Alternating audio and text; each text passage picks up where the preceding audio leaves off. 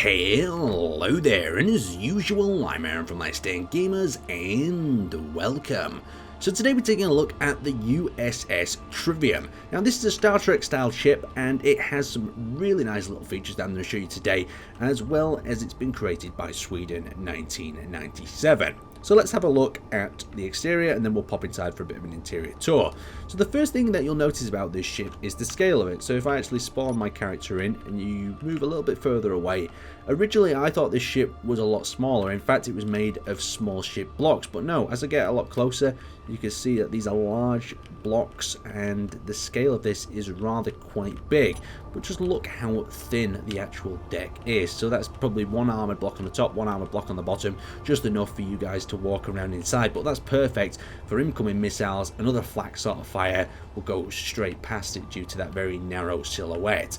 As we work our way around the side, you'll notice we've got some torpedo launchers, 3 on either side, as well as an iron thruster tucked in there to do a little bit of forward firepower. As we come around the side as well, you'll also notice that there is a few crew windows, but they are also very nicely protected from the front by the armoured blocks. So as we come a little bit further, you'll notice we have ourselves the thrusters as well as the thruster pack at the back.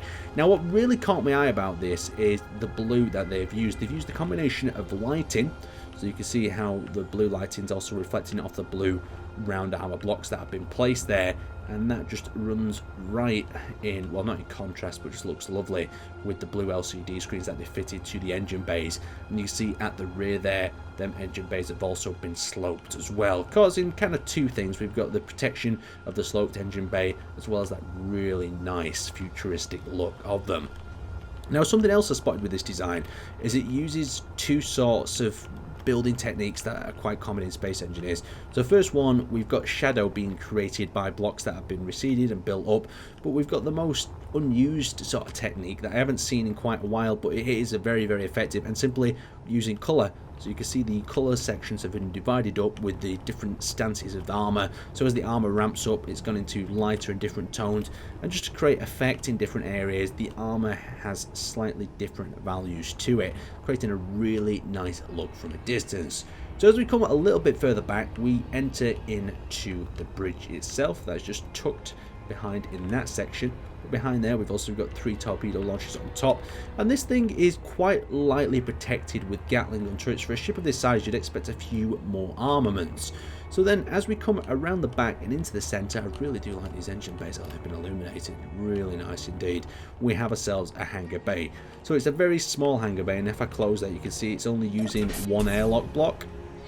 So it really won't fit anything too large in there, but will be good enough to deploy a quick fighter from it.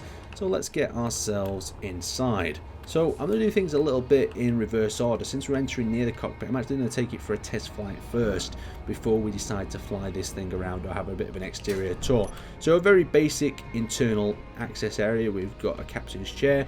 We've also got the cockpit here itself. So let's check out its acceleration. We're not expecting great acceleration from this ship due to it having no hydrogen thrusters on board. And we've got exactly that there. Let's check our deacceleration, quite good as well. And we've got quite a slow movement radius, so that's going to cause some issues. It's definitely not something to dogfighting. I'd expect a little bit more gyroscopic movement for a ship of this size if it wanted to compete, but maybe it's not designed to compete. Maybe it's just more of a lookalike ship.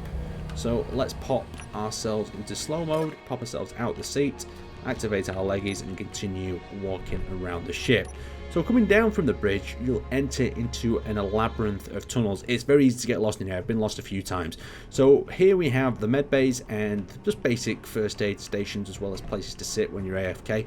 And into this section we enter into, right down here we have the actual bunks that have been situated at the end of the corridor.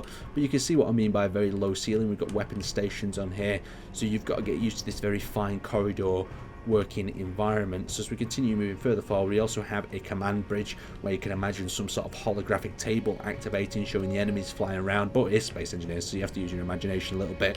But also coming down here, if the ship is under attack, would be a great idea for the captain, so he doesn't get his face shot off. So let's work our way to the rear of the ship. Now since this is quite a small or flat design, don't expect to really see any sort of massive reactor rooms or things of that nature. but we'll enter into here. So we've got the shuttle bay and we've got the engine room and different systems in here. So let's pop ourselves in here.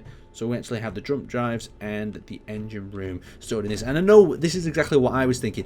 Where the hell is this in that really narrow and thin ship? Because it just feels like this place goes on forever. Really like it should be in a much larger craft. So there's the engine room. We've got the reactors at either side of the corridor. It's like a bloody TARDIS, this thing. How's it even working? Right, let's head back up here and we'll use the shuttle bay.